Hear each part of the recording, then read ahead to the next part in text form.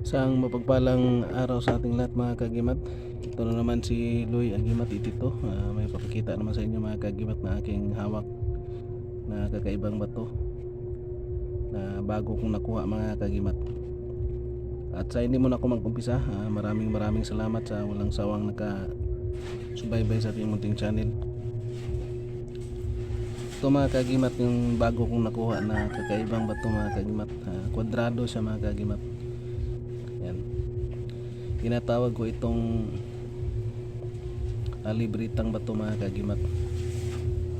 Ngayon sa ano ko mga kagimat, ngayon lang ako nakahawak ng ganitong klaseng bato na kwadrado mga kagimat. Tingnan nyo yung ano mga kagimat, pantay na pantay talaga mga kagimat. At ang kagandahan dito mga kagimat, ito ay nakuha ko sa ilalim ng kahoy mga kagimat. Yan mga kagimat, yung ginawang pang iuling sana nila na biniak-biak nila, doon siya nakadikit mga kagimat. Yan mga kagimat, itim. Kagandahan nito mga kagimat ay magnetic siya mga kagimat. Yan natin sa magnet. Yan, magnetic siya mga kagimat. Yan o, magnetic mga kagimat. Yan, magdikit siya sa magnet. At i-testing din natin sa palito ng puspuro mga kagimat. Yan ay nakuha ko sa kahoy mga kagimat na tuyo na siya, tapos biniak gawing uling. Ano siya, yan mga kagimat oh, lakas mag sa magnet mga kagimat. Yan oh,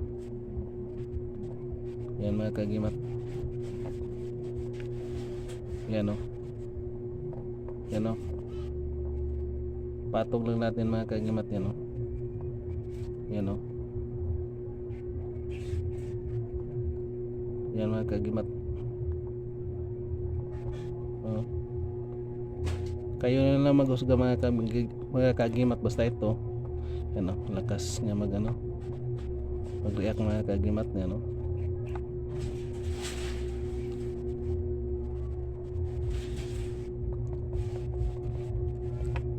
Ito yung nakuha ko sa mga kagimat, nakadikit sa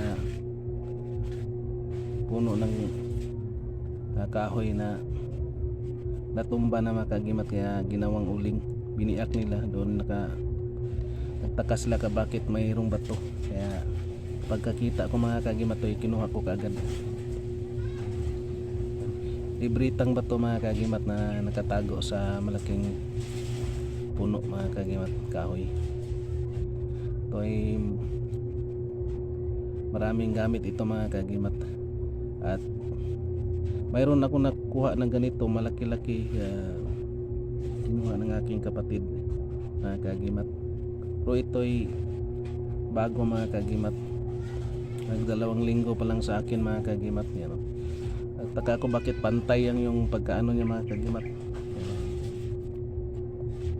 Pantay yung ano niya, yung kanyang